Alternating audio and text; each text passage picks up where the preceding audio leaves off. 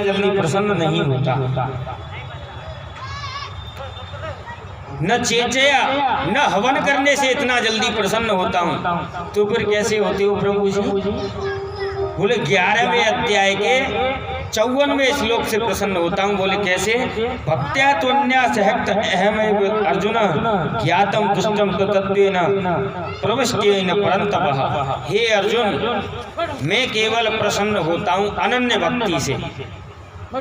अनन्य भक्ति से मैं इसी जगह पर इसी क्षण प्रकट होने में सामर्थ्य हूँ। 5 साल के बच्चे ने तपस्या करके ध्रुव जी महाराज ने यमुना किनारे पर ठाकुर जी को आने में विवश कर दिया। तो हम और आप भी गोपाल जी को बुला सकते हैं। श्रद्धा की जरूरत है, विश्वास की जरूरत है। उसके बाद में ध्रुव जी महाराज ने कह दिया, सौंप दिया इस जीवन का सब भार तुम्हारे हाथों में, उद्धार पतन अब मेरा है गोपाल तुम्हारे हाथों में। गोपाल जी पर इतना विश्वास करके, क्योंकि भाव का भूखा हूँ मैं, भाव एक सार है, और भाव से बचता मुझे जो उसका बेड़ा पार है। आगे चल करके श्री सुखदेव जी महाराज कहते हैं, राजा परीक्षित महाराज प्रियव्रत बड़े ही प्रतापी राजा थे। एक दिन बैठे बैठे सोच रहे हैं कि रात और दिन क्यों होती है, लोग रात में अपना सारा दिन सो करके बर्बाद कर देते हैं। तो रथम ज्योतिर्मय गयम, एक ज्योतिर्मय रथ को बना करके सृजन किया, तैयार किया। करोड़ों सूर्यों के समान चमकता था वो रथ, इतना चमकीला रथ तैयार किया और पूरे ब्रह्मांड की 7 परिक्रमा लगाई। तो कईयों दिन तक रात और दिन तो होने ही नहीं दिए।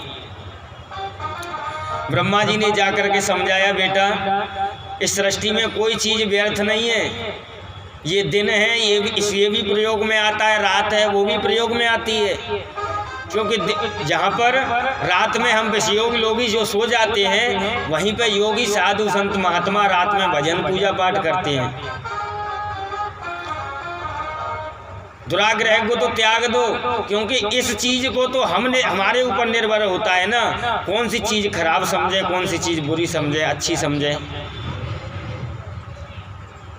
सब्जी में एक दिन नमक ज्यादा डाल दिया तो बोले नमक खराब है कि ना, तो नमक को एक दिन खीर में पटक दो। अब खीर में नमक डाल दिया तो खीर कैसी बनेगी? बहुत अच्छी हो जाएगी क्या? ना। किसी ने आके कह दिया कि भाई नमक तो बहुत खराब चीज है, इसने तो खीर खराब कर दी पूरी। अरे महाराज, नमक खराब चीज नहीं है, नमक सब्जी में डालने की सौदा है, लिमिट से डालो। खीर में डालने का सामान नहीं है नमक। और नमक खराब कैसे हो गया? आप सब्जी में मत डालो, देखो कैसे सब्जी अच्छी बन जाएगी। बगैर नमक की सब्जी अच्छी लगेगी? ठीक उसी प्रकार से हमको किसी चीज का प्रयोग नहीं करना आता है। इसीलिए न रात गलत है न दिन गलत है। इस दुराग्रह को त्याग दो। उनके ब्रह्मा जी के समझाने पर उन्होंने 7 दीपों की रचना की और एक एक दीप का एक एक महाराजा को अधिपत्य बना दिया। इन्हीं के राज्य में महाराजा नाभि हुए, उनका मेरू जी से विवाह हुआ। इन्होंने पुत्रेष्टि यज्ञ कराया। इनके घर पर भगवान नारायण प्रकट हुए और बोले, मांगो आपको क्या चाहिए। राजा तो कहने में, नाभि महाराज कहने में शर्मा रहे थे, तो ब्राह्मणों से इशारा कर दिया। तो ब्राह्मणों ने भगवान से कहा, गोपाल जी आपकी ही तरह पुत्र की इच्छा है इनकी कि आपके समान एक सुंदर पुत्र हो, लेकिन कह नहीं पा रहे हैं। गोपाल जी बोले, ब्राह्मणों के लिए तो हम कुछ भी कर सकते हैं, आपने कह दिया तो जाओ, इनके घर पर हम आने के लिए तैयार हैं। नाभि महाराज के यहाँ पर ऋषभदेव भगवान का जन्म हुआ। बोलिए ऋषभदेव भगवान की जय। ऋषभदेव भगवान के तेज से इंद्र का तेज फीका पड़ गया। तो इंद्र महाराज ने वर्षा बरसाना बंद कर दिया, पानी बरसाना बंद कर दिया। तो ऋषभदेव महाराज ने अपने राज्य में खुद ही बारिश कर ली। तुमने बरसाना बंद कर दिया तो क्या हुआ, हम तो बारिश कर सकते हैं ना। ऋषभदेव भगवान ने अपने क्षेत्र में स्वयं बारिश बरसा ली। इंद्र थोड़ा सा लज्जित हुआ, अपनी बेटी को लेके आया जयंती को, और जयंती का विवाह ऋषभदेव भगवान से कर दिया। इनके घर पर कपिल देव भगवान आए, इनके भरत हुए। वैसे एक हिसाब से देखा जाए तो भगवान के सारे अवतार भारत में ही क्यों होते हैं? दुनिया भर के देश हैं, नेपाल है, चाइना है, रूट है, ब्रिटेन है, ऑस्ट्रेलिया है,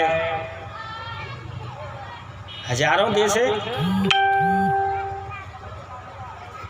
लेकिन भगवान का ही अवतार की भारत में ही क्यों होता है? ऐसा क्यों है? तो श्री सुखदेव जी महाराज कहते हैं, अहो भुव सप्त समुद्यवृत्या दीपेषु वर्षेषु अध पुण्यमेतात् गायन्ते यत्र तत्र जनः मुरारी कर्माणि भद्राणि अवतारवन्ति। 7 समुद्रों से घिरी हुई इस पृथ्वी पर गायंत माने गाते हैं। इतना सुंदर गुणानुवाद, जितना सुंदर गुणानुवाद भारतवर्ष में करते हैं लोग, उतना सुंदर गुणानुवाद और किसी देश में भगवान का होता ही नहीं। अपने यहाँ पे देखो रामायण के पाठ बैठाते हैं, कितनी धूमधाम से भजन कीर्तन कर करके रामायण के पाठ बैठाते हैं, पूजा करवाते हैं, गा करके नाच करके भागवत कराते हैं, कीर्तन कराते हैं। गायंत यत्र तत्र जनः मुरारी, मुरारी माने भगवान गोपाल का गुणानुवाद है। जितना सुंदर इस भारतवर्ष में होता है ना, उतना सुंदर और किसी देश में नहीं होता। आप वृंदावन की साइड में जाओगे, किसी आश्रम में रुकोगे, तो रातों दिन आपके कानों में गोपाल का नाम संकीर्तन की ध्वनि कहीं न कहीं से आपके कानों में पड़ती रहेगी। और भी ऐसे बहुत सारे स्थान हैं भारतवर्ष में। तो ये गोपाल जी की महिमा है। हमारे देश में 3 भरत हुए। भगवान श्री राम के भैया भरत, जो कि वैराग्य की मूर्ति थे। एक हुए शकुंतला, और दुष्यंत के बेटे का नाम था भरत, जो कि शेर के बच्चे के मुंह में हाथ डाल करके उसके दांत गिनता था, इतना वीर था। एक जड़ भरत हुए, जिनकी कथा मैं आपको अभी सुनाने जा रहा हूँ। ऋषभदेव भगवान के बेटे भरत ने लंबे समय तक राज्य सम्राट बने रहे, और इनके 5 पुत्र हुए। अपने बड़े बेटा सुमित को राजा बना दिया, और भरत जी महाराज जंगल में चले गए। गंडकी नदी के किनारे चले गए, नेपाल में, जिसको शालिग्रामी नदी भी कहते हैं। शालिग्रामी, गंडकी नदी और महानदी, 3 नाम है इस नदी के। तभी क्या हुआ, महाराज जी भजन करने के लिए नदी के किनारे बैठे थे, और एक गर्भवती हिरणी वहाँ से निकल रही थी, पानी पीने के लिए आई, और इतनी देर में पीछे से शेर ने बहुत जोर से दहाड़ मार दी।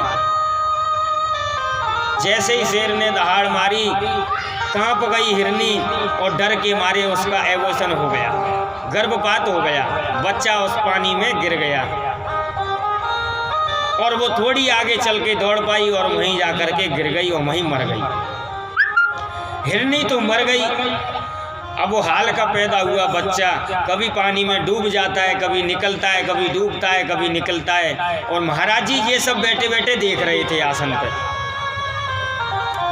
भरत जी महाराज ने सोचा, ओ भरत, देख इस हिरनी की माँ मर गई, और तेरे देखते देखते अगर ये भी मर गया तो तेरा भजन करने का फिर क्या उद्देश्य हुआ?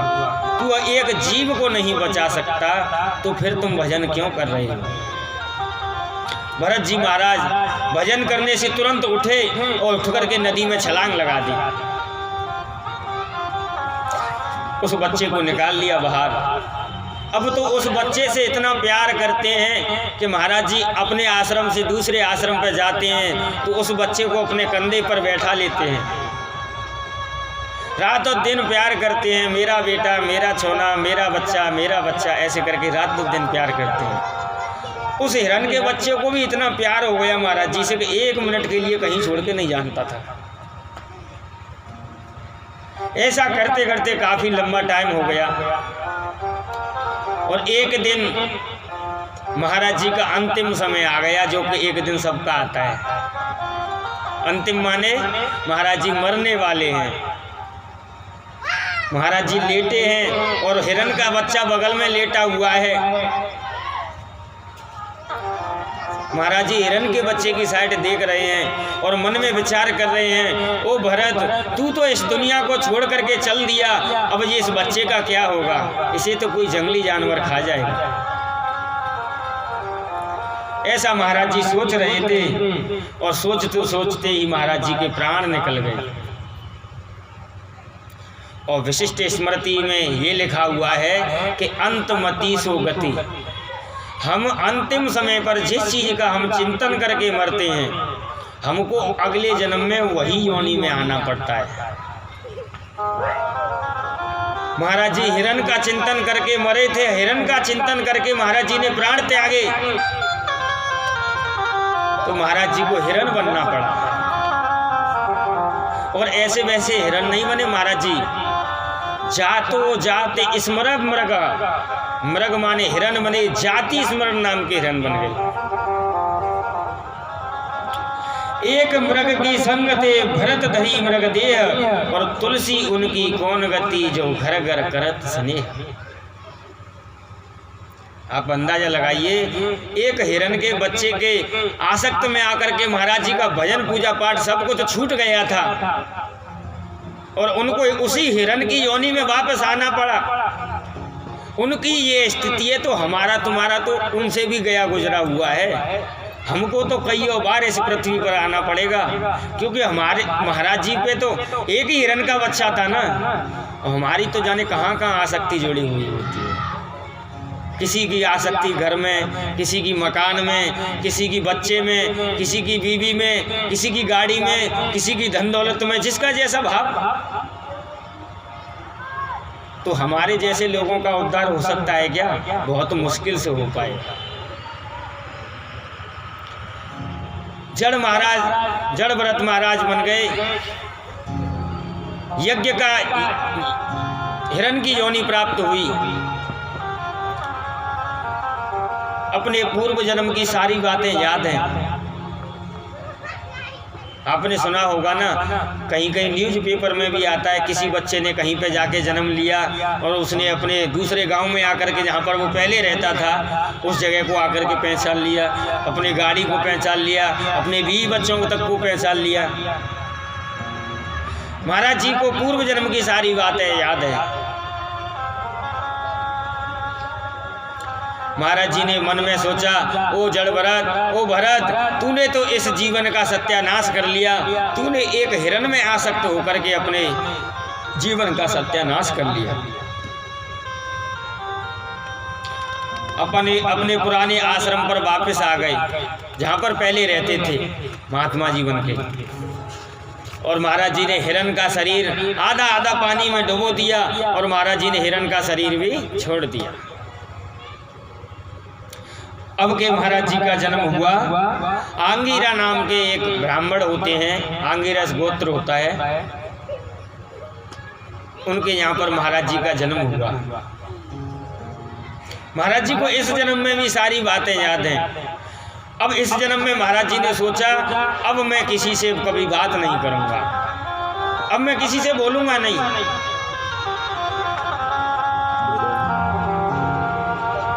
महाराज जी पागल बन गए, गूंगा बन गए, बहरे बन गए, जड़ भरत बन गए। शर्म देह तुझ के में पाई, द्विज के में पाई, सुर दुर्लभ पुराण सुति गाई, पुराण सुति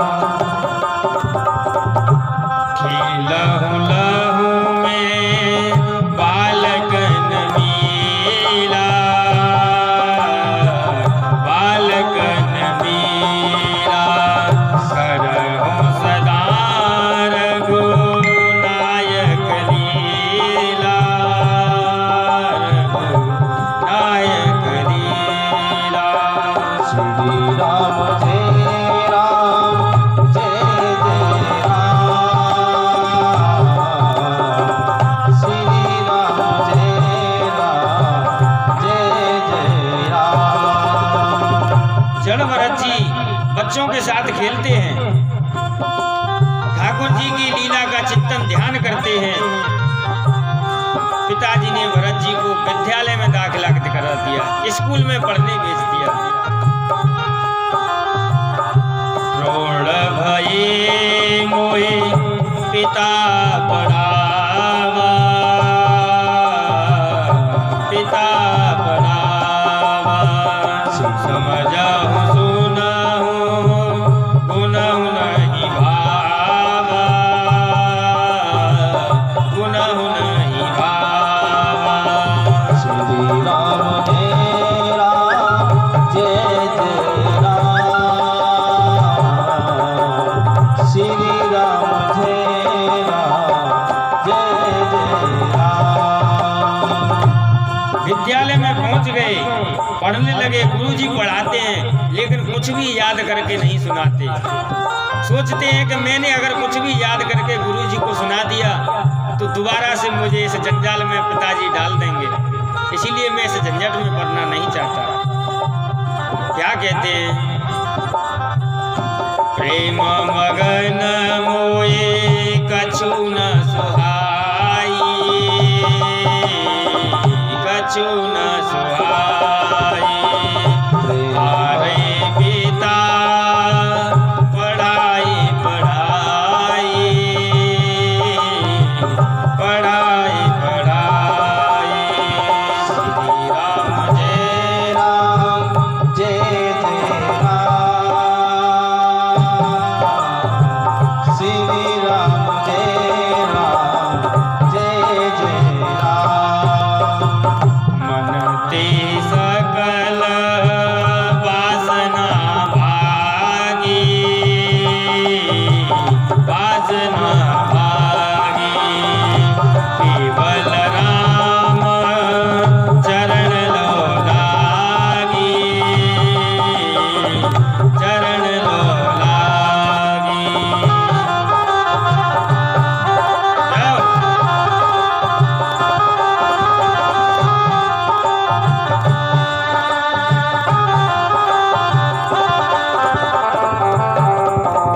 बोलिए सच्चिदानंद भगवान की जय। भरत जी ने मन में सोचा कि अगर पिताजी ने मेरे को विद्यालय में भर्ती कर दिया और मैंने अगर एक अक्षर भी गुरुजी को पढ़ा करके अगर याद करके सुना दिया तो पिताजी दोबारा से मेरे को इस झंझट में डाल देंगे, इसीलिए मैं एक अक्षर भी पढ़ के आज नहीं सुनाऊंगा। क्योंकि वो तो इस दुनिया में मात्र अपने मोक्ष के लिए आए थे ना, उनको किसी से कोई मतलब नहीं था। खेतों में पड़े रहते थे नंगे धड़ंगे, किसी ने कुछ खाने को दे दिया तो खा लिया, नहीं तो पेड़ से पत्ते तोड़ करके पानी पी लेते। भरत की दो भाभी थी, सूखी सर्री बासी पूरी रोटी देती थी खाने के लिए, भूसी की रोटी कच्ची पकी। भरत जी उनको ही खा लिया करते थे और पानी पी लेते थे। एक दिन पिताजी का देहांत हो गया और सती प्रथा चल रही थी, तो मैया भी साथ में चल बसी।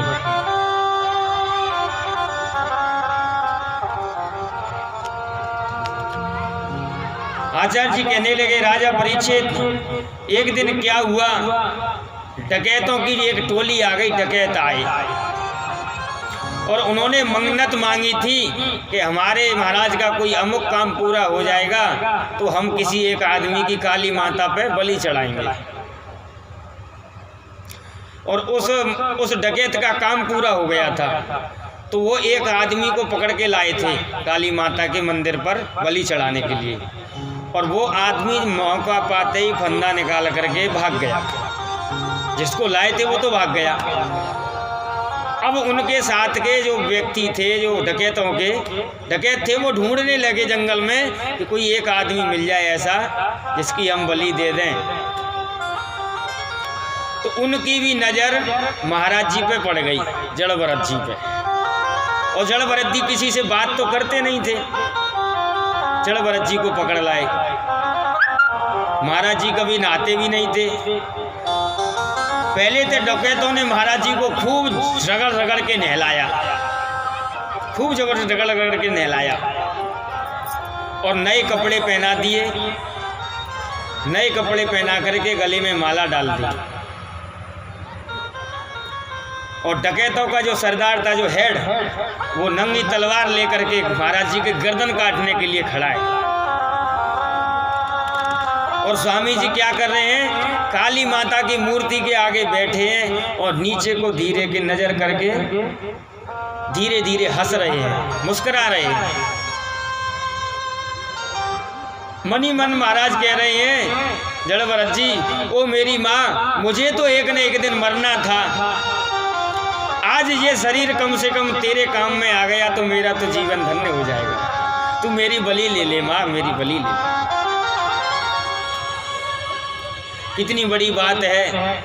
कोई अगर आदमी तुम्हारी कनपटी पर अगर पिस्टल रख दे, बंदूक रख दे, फिर तुमको हंसी आ जाएगी क्या? नहीं आएगी ना। लेकिन महाराज जी की गर्दन पर तलवार रखी है और महाराज जी मुस्कुरा रहे थे।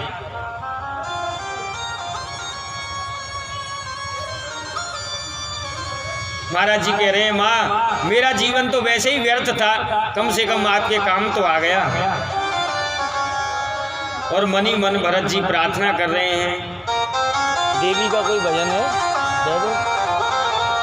बोले गोविंद भगवान की जय। दुर्गा देवी की प्रार्थना कर रहे हैं। महाराज जी कैसे कर रहे हैं? बोले गोविंद भगवान की जय। मेरी सुन के करुण पुकार मात